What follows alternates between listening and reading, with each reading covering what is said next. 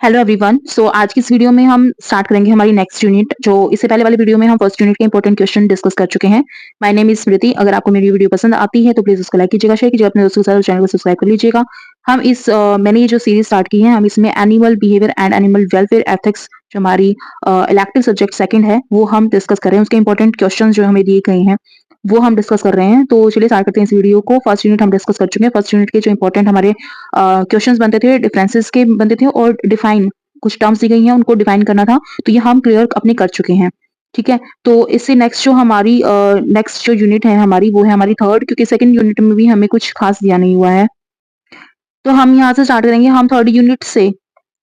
तो हम third unit के जो इंपॉर्टेंट क्वेश्चन आंसर हैं वो हम यहाँ पे डिस्कस करेंगे। तो चलिए स्टार्ट करते हैं। थर्ड यूनिट में जो हमारा फर्स्ट इंपॉर्टेंट क्वेश्चन आंसर दिया गया है वो क्या है। थर्ड यूनिट का नाम है मैकेनिज्म ऑफ बिहेवियर। तो यहाँ पर हम मैकेनिज्म जो है, बिहेवियर के जो मैकेनिज्म्स हैं उनको जानेंगे। कौन कौन से मैकेनिज्म्स होते हैं बिहेवियर से रिलेटेड, जो हमें दिए गए हैं बुक में, क्योंकि बुक का नाम ही animal behaviour and animal welfare ethics है। तो चलिए स्टार्ट करते हैं फर्स्ट क्वेश्चन से, जो हमें इंपॉर्टेंट क्वेश्चन दिया गया है। With a suitable example define इनेट behaviour. आपसे देखिए, ये जो इनेट बिहेवियर का इंस्टिंक्ट वाला जो टॉपिक बनता है ना हमारी बुक में, ये काफी इंपॉर्टेंट है। तो यहाँ से आपको क्वेश्चन देखने को मिल सकता है। तो देखिए, इनेट बिहेवियर को हमने सुटेबल एग्जांपल के साथ जो है ना डिफाइन करना है, बताना है कि क्या होता है इनेट बिहेवियर। इनेट बिहेवियर आप पहले हेडिंग में रहेंगे, रेफर्स टू एक्शंस और responses that are genetically hard wired in an organism and are perform without prior experience और लर्निंग। तो यहाँ पर यही बताया गया कि जो आपके इनेट बिहेवियर होते हैं वो इस तरह का बिहेवियर होता है जिसको हम एक्शन भी बोल सकते हैं। जैसे अब हम कुछ बिहेव कर रहे हैं तो हमारे बिहेवियर में कोई एक्शन होगा या फिर कोई रिस्पॉन्स होगा किसी स्टिमुलस को लेके। तो वो ऐसा बिहेवियर या फिर ऐसा एक्शन और रिस्पॉन्स होता है जो जेनेटिकली हार्ड वायर्ड होता है, जो जेनेटिकली हमें मिला हुआ है कि हमें उस तरह से ही रिस्पॉन्स करेंगे, उसी तरह से हम एक्शन कर रहे होंगे। तो एक डेफिनेट होता है ये आपका जो रिस्पॉन्स होता है ना, काफी डेफिनेट होता है। तो ऐसे ऑर्गेनिज्म का कोई डेफिनेट रिस्पॉन्स होता है या फिर एक्शन होता है जो जेनेटिकली हार्ड वायर्ड है, जेनेटिकली जो है ऑफस्प्रिंग तक पहुंचा है ऐसा रिस्पॉन्स। और उसको पहले उसकी कोई हमें प्रायर एक्सपीरियंस नहीं होता, कोई हमने वो सीखा नहीं होता, लर्निंग नहीं की होती पहले हमने उसकी प्रायर एक्सपीरियंस, और कोई हमें लर्निंग उसकी नहीं होती। हम वो बिहेवियर ना तो सीखते हैं, ना हम उस एक्शन को सीखते हैं, ना उस रिस्पॉन्स को हम सीखते हैं, या कहीं तो जेनेटिकली हार्ड वायर्ड होता है, जेनेटिकली ये कंट्रोल्ड होता है हमारे बॉडी के द्वारा, और इसमें हमारा कोई लर्निंग इफेक्ट नहीं होता, कोई एक्सपीरियंस जो है इस पे वर्क नहीं डालती है। This behaviours are instinctive and usually occur in response to specific stimuli. तो स्पेसिफिक स्टिमुलाई के रिस्पॉन्स में ही ये ऐसा बिहेवियर है जो इंस्टिंक्टिव होता है, काफी अचानक से होने वाला ऐसा बिहेवियर होता है। अगर सिंपल भाषा में मैं आपको बताऊं तो इनेट बिहेवियर एक ऐसा बिहेवियर होता है जो जेनेटिकली हमारी बॉडी में ट्रांसफर किया जाता है हमारे पेरेंट्स के द्वारा, या हमारे जो एंसेस्टर्स रहे हैं उनकी वजह से हमारी बॉडी में खुद से ही आ गए हैं। जब भी कोई हमारा ऐसा स्पेसिफिक स्टिमुलाई हमारे एनवायरनमेंट में होगा तो हमारा एक सर्टेन एक्शन होगा, सर्टेन रिस्पॉन्स हम परफॉर्म कर रहे होंगे, हमारी बॉडी परफॉर्म कर रही होंगी, और जिसका हमने पहले कोई एक्सपीरियंस नहीं लिया है, कोई हमें नॉलेज नहीं है, कभी हमने उसको सीखा नहीं हुआ है। तो ऐसा जब बिहेवियर हमारा रिस्पॉन्स बन करके आता है तो उसको हम बोलते हैं इनेट बिहेवियर, जो कि काफी इंस्टिंक्टिव होता है नेचर वाइज। एग्जाम्पल है, देखिए, जैसे the sucking reflex in human infants is a classical example of इनेट behaviour.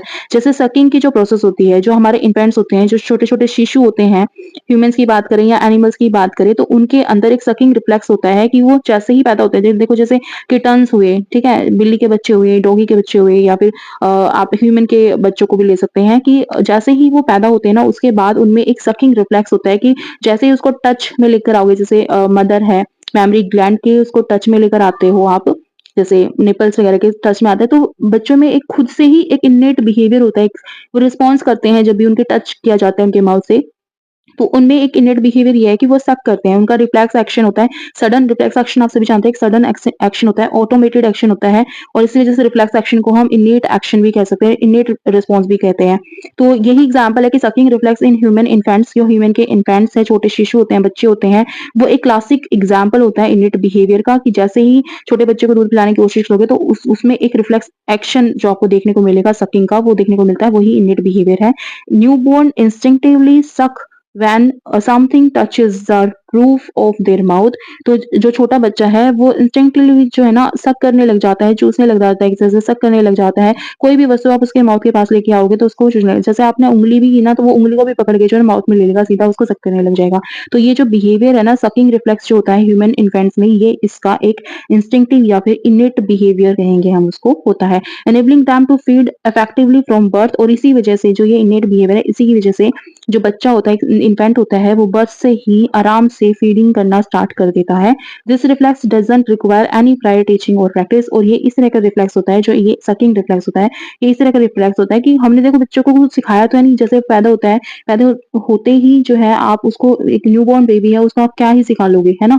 तो जैसे ही बच्चा माँ की गोद में आता है, डॉक्टर भी बोलते हैं ना, जैसे कि 24 घंटे के अंदर जैसे दूध बनने लग जाता है, दूध बनने लग जाता है बॉडी में, बन जाता है ऑलरेडी। तो जैसे ही बच्चे को जो निपल के पास लेकर आया जाता है, तो उसको सीधा उठा करके जैसे मुँह में डालेगा और सक करने लग जाएगा।